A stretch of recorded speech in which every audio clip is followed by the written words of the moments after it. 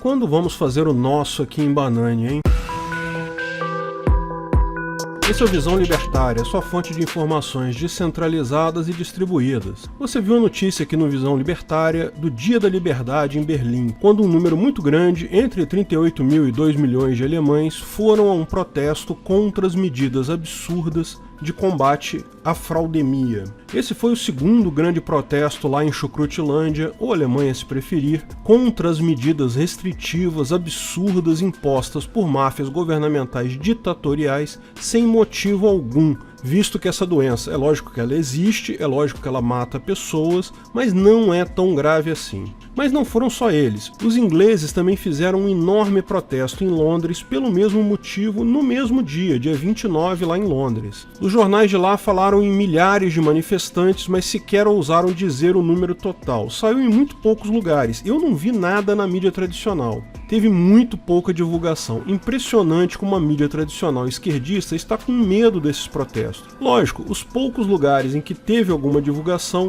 seguiram o mesmo roteiro do protesto da Alemanha. Dizia a mídia tradicional socialista que eram grupos conspiracionistas de ultradireita, anti-vaxxer, malucos em geral. Lógico, com o intuito de desacreditar a pauta central da coisa, que é uma pauta lógica. Veja, não é que não possam haver mesmo naquele grupo pessoas que acreditam em teoria da conspiração ou que são contra vacinas, e claro que pode ter um maluco ou outro ali no meio, mas certamente são uma minoria, claramente uma tentativa desesperada da mídia socialista de desacreditar esse tipo de protesto pelo motivo único que eles não têm outros argumentos. É óbvio que essas medidas restritivas são ditatoriais, são absurdas, completamente infundadas. É óbvio que já ficou claro para todo mundo que o lockdown não tem sentido de ser. A doença é séria, mas não é tão séria a esse ponto. Veja, se era para caracterizar as pessoas que foram nesse protesto, a única pauta que une todas as pessoas ali é uma só, é o absurdo completo que são essas medidas restritivas de lockdown, de isolamento social,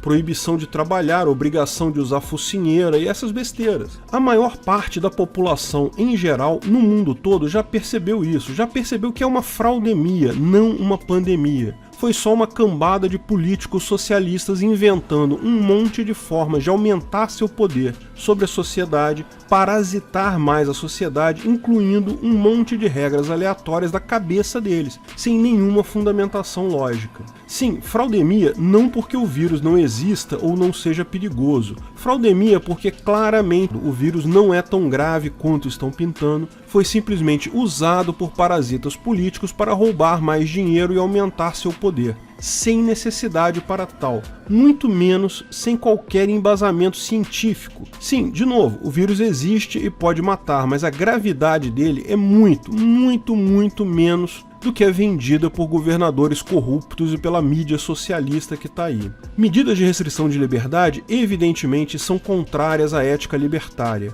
De forma alguma podem te obrigar a fazer alguma coisa. Pessoas podem te convencer a ficar em casa ou te convencer a usar máscara. Ou ainda, se você assinou um contrato se obrigando a essas coisas, você tem que cumprir o contrato assinado. Mas jamais podem usar violência para te obrigar a isso, como pretende a máfia estatal. Mas, mesmo pelo ponto de vista utilitarista, as medidas que estão sendo tomadas não têm lógica, não tem nenhum embasamento científico. Repito, zero estudos científicos reais. O máximo que apresentaram são simulações matemáticas. Simulações matemáticas são modelos preditivos no máximo tão bons quanto os dados de entrada usados no modelo. Nenhum modelo gera resultados mais precisos do que a precisão dos dados de entrada que foram fornecidos a ele. E quais foram os dados de entrada usados nesse modelo? Não se conhece nada do vírus, não se sabe a transmissibilidade, não se sabe nem as formas de contágio direito, se tem aerosol, se não tem aerosol, não se sabe se assintomáticos transmitem ou não.